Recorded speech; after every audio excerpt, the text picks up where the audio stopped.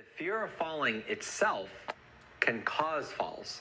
And in fact, I've encountered many, many people that tell me and swear to me that they've never had one fall, but they're paralyzed with fear about falling.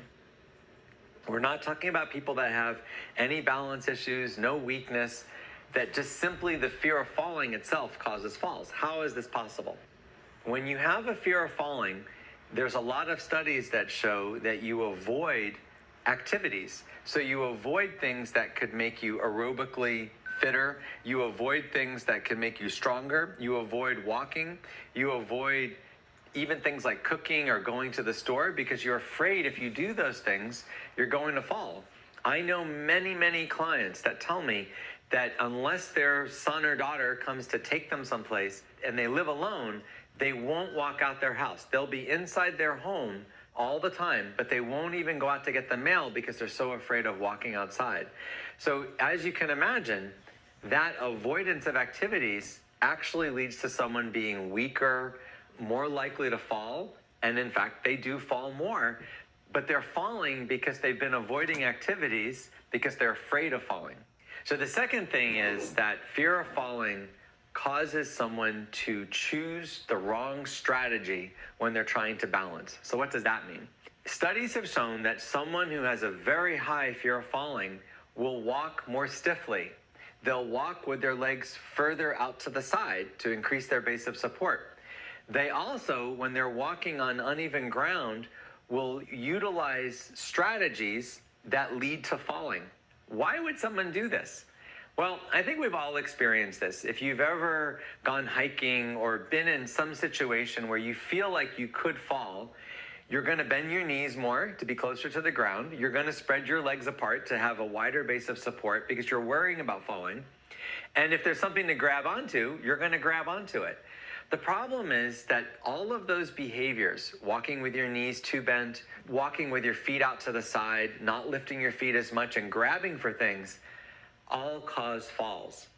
And even if the person's in a situation where they don't really need to do those things, where they actually have adequate balance and they can easily walk without needing to do all that, by them doing those things, it makes it much, much more likely that they'll fall. So it's these bad strategies that increase their fall risk. So why do people do this? Why do people have a fear of falling, and why do they allow it to cripple them? There's a concept in psychology called psychological inflexibility.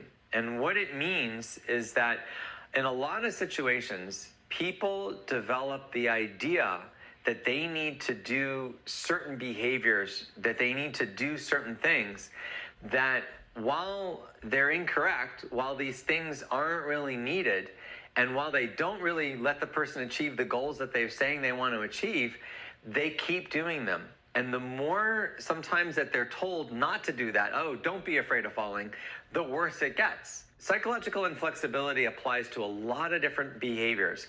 And if you stop and think about it, probably all of us do this in one way or another in our life. But with older people, this fear of falling, not only does it cause falls, but it's crippling. It keeps people from doing all the things they want to do. And even if it's not based in reality, it's still happening. So how do you fix it? Psychological counseling can help, and I've seen that work with some people. But one thing that really works is getting people to rebuild their confidence, of getting them to do challenging things that they can overcome, and then doing something else challenging that they can overcome. And once they've overcome enough obstacles, that psychological fear of falling decreases, and they're able to resume a lot of these activities again. I have definitely encountered people that I couldn't help with this, that fear of falling was so ingrained and so deep, there was nothing I could do to fix it. But a lot of people, the majority of people that I've worked with that demonstrated a fear of falling, I've been able to help them overcome it and resume activities that they thought they couldn't do again.